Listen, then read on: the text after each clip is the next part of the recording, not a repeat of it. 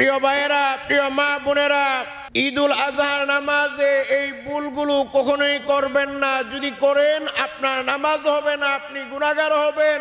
এমনি ভাবে আমি আপনাদেরকে বলে দিব ঈদের নামাজ পড়ার সঠিক নিয়ম, কিভাবে আপনি ঈদুল আজহার নামাজটা পড়বেন।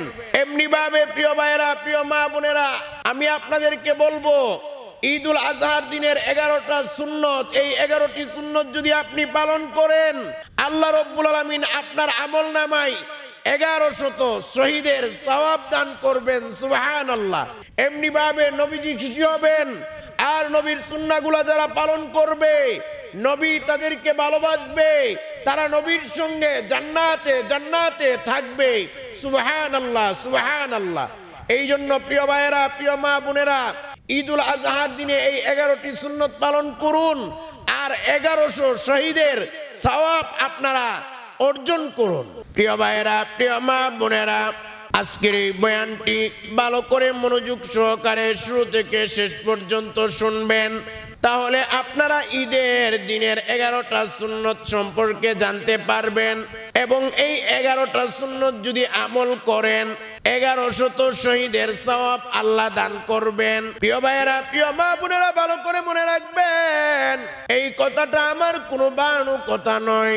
মিশকাতের 176 নম্বর হাদিস, যে হাদিসটি বাইহাকিতে বর্ণিত হয়েছে, আমাদের প্রিয় নবী সাল্লাল্লাহু আলাইহি ওয়াসাল্লাম বলেন, মান তামাসসাকা বিসুন্নতি ইনদা ফাসাদি উম্মতি ফালাহু আজরু মিআতি শাহীদিন।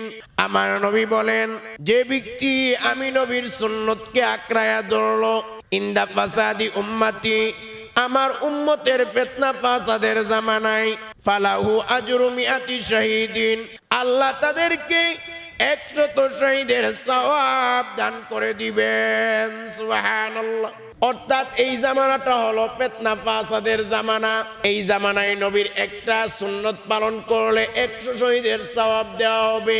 তাহলে আপনি যদি ঈদুল আজহার দিনে 11টা সুন্নত পালন করেন, তাহলে একটা সুন্নতের বিনিময়ে যদি 100 শহীদের সওয়াব দেওয়া হয়, তাহলে 11টা সুন্নতের বিনিময়ে 1100 শহীদের সওয়াব আল্লাহ দান করে দিবেন। সুবহানাল্লাহ। এমনি ভাবে আমার নবী বলেন, মান আহাব্বা সুন্নতি ফাকাদ আহাব্বানি, আমার নবী বলেন, যে নাকি আমি নবীর সুন্নতকে ভালোবাসলো, সে যেন আমি নবীকে ভালোবাসলো, আর যে আমি নবীকে ভালোবাসলো সে আমি নবীর সঙ্গে জান্নাতে থাকবে। সুবহানাল্লাহ। এই জন্য প্রিয় ভাইয়েরা, প্রিয় মা বোনেরা, আমরা যদি নবীকে ভালোবাসতে চাই, নবীর সুন্নত আদায় করতে হবে, পালন করতে হবে। নবীর সুন্নত আদায় করলে, পালন করলে আমাদের নবী করিম সাল্লাল্লাহু আলাইহি ওয়াসাল্লাম খুশি হয়ে যাবে, আর নবীর সঙ্গে আমরা জান্নাতে থাকতে পারবো। সুবহানাল্লাহ। এই জন্য 11টা সুন্নতের কথা বলে দিব। 11টা সুন্নতের কথা বলার পরে আপনাদেরকে আমি বলবো ঈদুল আজহার নামাজ কিভাবে সঠিকভাবে পড়বেন। আপনাদেরকে একেবারে প্র্যাকটিক্যাল বিষয়টা বলে দিব, আপনাদের আর কখনো নামাজে ভুল হবে না। এমনি ভাবে ঈদের নামাজের 3টা ভুলের কথা বলে দিব, যে ভুলগুলোর কারণে আপনার নামাজ, ঈদের নামাজটাই হয় না, আপনি গুনাহগার হবেন। প্রিয় ভাইয়েরা, প্রিয় মা বোনেরা, আমি প্রথমত আপনাদেরকে আলোচনা করব ঈদুল আজহার দিনের 11টা সুন্নত। 1 নাম্বার সুন্নত হলো ঈদুল আজহার দিনে খুব ভোরে তাড়াতাড়ি ঘুম থেকে ওঠা, একেবারে সকাল সকাল ঘুম থেকে ওঠা, যেন আপনি ফজর নামাজটা পড়তে পারেন। অনেকে আছে ঈদের নামাজ ঠিকই পড়ে, ফজরের নামাজ পড়ে না। প্রিয় ভাইয়েরা, প্রিয় মা বোনেরা, ভালো করে মনে রাখবেন, 1 ওয়াক্ত ফজর নামাজ আর আপনার সারা জীবনের ঈদের নামাজ যদি এক পাল্লায় রাখা হয়, আর 1 রাকাত ফজর নামাজ যদি এক পাল্লায় রাখা হয়, আল্লাহর কসম করে বলি, ফজরের নামাজের দাম অনেক অনেক বেশি হয়ে যাবে। সুবহানাল্লাহ। অর্থাৎ সারা জীবনের ঈদের নামাজ এক পাল্লায় রাখলে, আর ফজরের 1 রাকাত নামাজ যদি এক পাল্লায় রাখা হয়, ফজরের নামাজের দাম এক রাকাত নামাজের দাম সারা জীবনের ঈদের নামাজের চাইতে অনেক বেশি হয়ে যাবে। তাহলে আপনি ঈদের নামাজ পড়া ওয়াজিব, ফজরের নামাজ পড়া ফরজ, আপনি ফরজ তরক করে যদি ওয়াজিব নিয়ে টানাটানির মধ্যে ব্যস্ত হয়ে পড়েন তাহলে তো আপনি বুকামি করলেন। আপনার অবস্থা এমন হলো, এক লোক ওয়াজে গেছে, হুজুর এত সুন্দর ওয়াজ করছে, পাগড়ির অনেক ফজিলত বর্ণনা করছে। এখন ওই লোক রাস্তা দিয়ে আসার সময় চিন্তা করলো, পাগড়ির বাঁধলে এত ফজিলত, এত সম্মান, এত সওয়াব, তাহলে পাগড়ি বাঁধার এই সুন্নত ছাড়া যাবে না।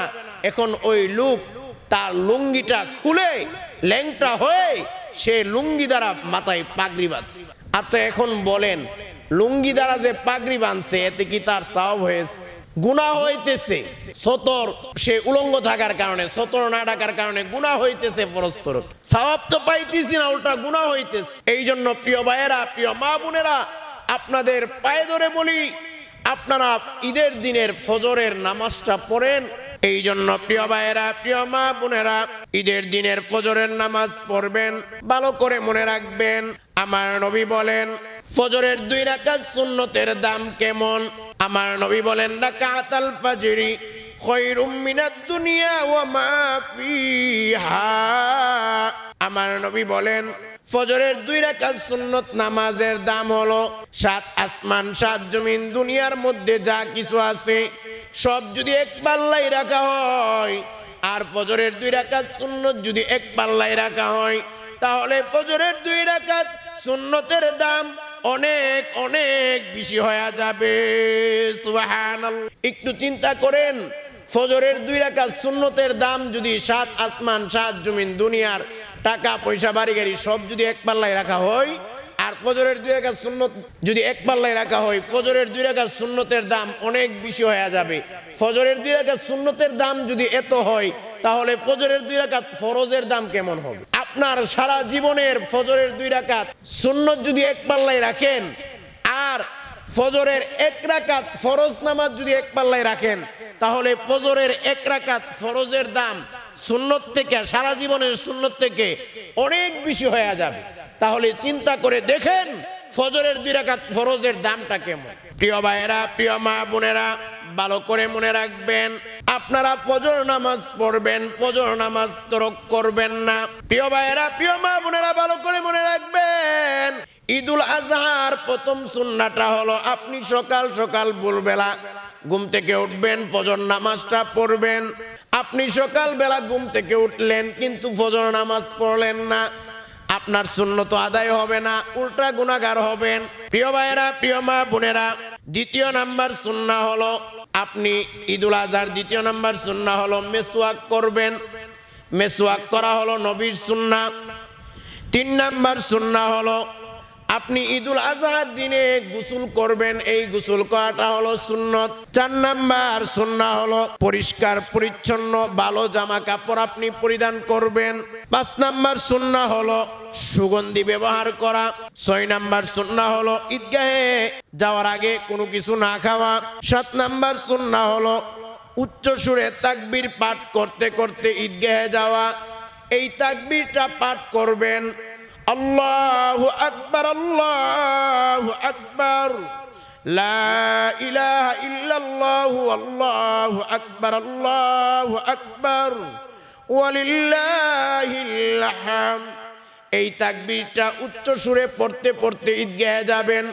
তাকবীরটা আবারও আপনাদেরকে বলে দিতেছি, আল্লাহু আকবার, আল্লাহু আকবার, লা ইলাহা ইল্লাল্লাহু, আল্লাহু আকবার, আল্লাহু আকবার, ওয়ালিল্লাহিল হামদ। এই তাকবীরটা উচ্চ সুরে পড়তে পড়তে ঈদগাহে যাবেন। এরপর ঈদের 8 নাম্বার সুন্নাহ হলো আগে আগে ঈদগাহে যাওয়া। 9 নাম্বার সুন্নাহ হলো ঈদুল আজহার নামাজ তাড়াতাড়ি পড়ে কুরবানি করা। 10 নাম্বার সুন্নাহ হলো ঈদুল আজহার নামাজ তাড়াতাড়ি পড়ে কুরবানি করার অর্থ কিন্তু এটা নয় নামাজ তাড়াহুড়া করে পড়া না, নামাজ ধীরস্থিরতার সঙ্গে পড়বে। কিন্তু নামাজটা পড়ার পরে বেশি লম্বা সময় না নিয়ে যত তাড়াতাড়ি সম্ভব বাকি কাজগুলো শেষ করে আপনি তাড়াতাড়ি গিয়ে কুরবানিটা করবেন, এটা সুন্নাহ। এমনি ভাবে 10 নাম্বার সুন্নাহ হলো এক রাস্তা দিয়ে ঈদগাহে যাওয়া, অন্য রাস্তা দিয়ে ঈদগাহ থেকে ফিরে আসা। 11 নম্বর সুন্নাহ হলো কুরবানি দাতার স্বীয় কুরবানির গোশত দ্বারা ওই দিনে প্রথমে আহার করা, খাবার খাওয়া। এই 11টি সুন্নাত আপনারা ঈদুল আজহার দিনে পালন করবেন। মনে রাখবেন, এই 11টা সুন্নাত পালন করলে 1100 শহীদের সওয়াব আল্লাহ দান করবেন। আমার নবী খুশি হয়ে যাবে, আপনাকে ভালোবাসবে। আর যারা নবীর সুন্নাতকে পালন করে তারা নবীকে ভালোবাসে, আর তারা নবীর কাছাকাছি জান্নাতে থাকবে। সুবহানাল্লাহ। এবার আসুন প্রিয় ভাইয়েরা, প্রিয় মা বোনেরা, ঈদের নামাজটা কিভাবে আপনারা পড়বেন, ঈদের নামাজ পড়ার নিয়মটা কি, ঈদুল আজহা হোক, ঈদুল ফিতর হোক, যে কোনো ঈদের নামাজ কিভাবে পড়বেন, এটা বলার পরে আপনাদেরকে বলবো ঈদের নামাজের 3টা ভুল। এই ভুল করলে আপনার নামাজ হবে না, বাতিল হয়ে যাবে। দেখেন ঈদের নামাজটা কিভাবে পড়বেন। ঈদের নামাজ পড়ার নিয়ম হলো সর্বপ্রথম আপনাকে নিয়ত করতে হবে। হ্যাঁ, আপনাকে অবশ্যই পবিত্রতা অর্জন করতে হবে। আপনি উজু করে পবিত্র হতে হবে। এরপর আপনি যখন নামাজটা শুরু করবেন আপনার নিয়ত করতে হবে। এই নিয়তটা কিভাবে করবেন? অনেকে আছে নিয়তে ভুল করে, নিয়ত ঠিকভাবে করতে পারে না। দেখেন, ভালো করে শুনবেন, তাহলে ঈদের নামাজে আর আপনাদের এই ভুলগুলো হবে না। অনেকে ভুল করে, অনেকে ঈদের নামাজে গেলে যাওয়ার পরে দেখা যায় পাশে একজনের দিকে এভাবে তাকিয়ে থাকে, সে কিভাবে কি করে। কারণ ঈদের নামাজ তো একটু অন্যান্য নামাজ থেকে ব্যতিক্রম। তুই পাশে এভাবে থাকায় ঠিক মতো সে নামাজটা পড়তে পারে না। দেখেন, আপনি আজকে ভালো করে শুনেন, সঠিকভাবে নামাজ পড়তে পারবেন। এদিক সেদিকে আপনার দেখার দরকার হবে না। আপনি আল্লাহু আকবার বলে হাত বেঁধে যদি এদিক সেদিকে এভাবে থাকান, আপনার নামাজও তো ভঙ্গ হয়ে যেতে পারে। তো যেই কথাটা বলতেছিলাম, ঈদের নামাজের জন্য সর্বপ্রথম আপনারা নিয়ত করবেন। নিয়তটা কিভাবে করবেন? নিয়ত করার নিয়মটা হলো আপনি এভাবে নিয়ত করবেন, আমি ঈদুল আজহার ওয়াজিব নামাজ 6 তাকবীরের সহিত ইমামের পিছনে আল্লাহর জন্য আদায় করতেছি, আল্লাহু আকবার। এভাবে আপনি নিয়ত করবেন। আবার আপনি যদি সংক্ষিপ্ত নিয়ত এভাবে করেন যে আমি ঈদুল আজহার নামাজ ইমামের পিছনে পড়তেছি, তাও হয়ে যাবে। ঈদুল আজহার নামাজটা হলো ওয়াজিব। আপনি এভাবে বলবেন যে আমি ঈদুল আজহার ওয়াজিব নামাজ 6 তাকবীরের সহিত ইমামের পিছনে আল্লাহর জন্য আদায় করব, এভাবে নিয়ত করবেন। আবার এর চেয়ে যদি আরো সংক্ষিপ্ত বলতে চান, আপনি বলবেন ইমামের পিছনে ঈদুল আজহার নামাজ আল্লাহর জন্য আদায় করতেছি, এটাও বলতে পারেন সংক্ষিপ্ত করে। এই নিয়তটা করার পরে আল্লাহু আকবার বলে হাত বাঁধতে হবে। এটাকে বলা হয় তাকবীরে তাহরিমা। এই আল্লাহু আকবার বলে যে হাত বাঁধবেন, এখানে অনেক ধরনের ভুল করে থাকে। এটা হলো, অনেকে আছে ইমামের আগে আল্লাহু আকবার বলে হাত বেঁধে ফেলে। মনে রাখবেন, ইমামের আগে যদি আপনি আল্লাহু আকবার বলে হাত বাঁধেন, আপনার নামাজটাই হবে না, নামাজ ভঙ্গ হয়ে যাবে। এই জন্য ইমামের আগে এই সমস্ত কাজ করা যাবে না। এমনি ভাবে এটা হলো আল্লাহু আকবার বলে যে হাত বাঁধে, এটা হলো তাকবীরে তাহরিমা, এটা ফরজ। এই তাকবীরে তাহরিমা দিতেই হবে। আপনি আল্লাহু আকবার বলে হাত বাঁধার পরে এখানে আরেকটা কথা বলে দেই, মনে করেন আপনার কোনো কারণবশত দেরি হয়ে গেছে, এখন দেখেন যে ইমাম সাহেব রুকুতে আছে, এখন অনেকে এসে কি করে আল্লাহু আকবার বলে ডাইরেক্ট রুকুতে চলে যায়। এখন আপনি এই তাকবীর কি রুকুর তাকবীর বলছেন না তাকবীরে তাহরিমার তাকবীর বলছেন, কিছুই তো বোঝা যাইতেছে না। এই জন্য অনেক সময় আপনার নামাজও না হইতে পারে। এই জন্য নিয়ম হলো আপনি আল্লাহু আকবার বলবেন, বলে যদি ইমাম রুকুতে থাকে হাতটা ছাড়বেন, এরপর আবার দ্বিতীয়বার আল্লাহু আকবার বলবেন, এরপর রুকুতে যাবেন। কারণ আপনার প্রথম তাকবীরটা হলো তাকবীরে তাহরিমা ফরজ, দ্বিতীয় তাকবীরটা হলো রুকুর তাকবীর। তো আপনারা আল্লাহু আকবার বলে হাত বাঁধার পরে সানা পড়বেন, সুবহানাকাল্লাহুম্মা ওয়া বিহামদিকা ওয়া তাবারাকা ইসমুকা ওয়া তাআলা জাদ্দুকা ওয়া লা ইলাহা গায়রুক। এই সানাটা পড়বেন। এই সানাটা পড়ার পরে আউযু বিল্লাহ বিসমিল্লাহ পড়বেন। এরপর আপনারা ইমাম যেহেতু জুড়ে জুড়ে সূরা ফাতিহা পড়বে, আপনারা চুপ থাকবেন। ইমাম জুড়ে সূরা ফাতিহা পড়বে, এই জন্য আপনারা শুনবেন। এটা আমাদের হানাফি মাযহাবের মাসআলা। আবার অন্য মাযহাবে যেমন শাফি মাযহাবে বলা হয়েছে ইমামের পিছনে কেরাত পড়তে হবে, সূরা ফাতিহা পড়তে হবে। যাক, এটা বিতর্কিত মাসআলা। আমরা হানাফি মাযহাব, আমাদের ইমাম যেহেতু জুড়ে কেরাত পড়বে, আমাদের আর সূরা ফাতিহা পড়ার কোনো প্রয়োজন নেই। ইমামের কেরাতটা শুনবে। ইমাম আউযু বিল্লাহ বিসমিল্লাহ পড়বে, এরপর সূরা ফাতিহা পড়বে। আপনারা সানা পড়বেন। সানা পড়ার পরে কাজটা হলো আপনারা অতিরিক্ত 3টা তাকবীর দিবেন। কিভাবে দিবেন? সানা পড়ার পরে আপনারা আল্লাহু আকবার বলে কানের লতি পর্যন্ত 2 হাত তুলবেন, তোলার পরে আবার 2 হাত ছেড়ে দিবেন, বাঁধবেন না, ছেড়ে দিবেন। এরপর আপনারা সুবহানা রাব্বিয়াল আলা একবার বলতে যে 3বার বলতে যে সময় লাগে, ওই 3বার সমপরিমাণ আপনারা অপেক্ষা করবেন।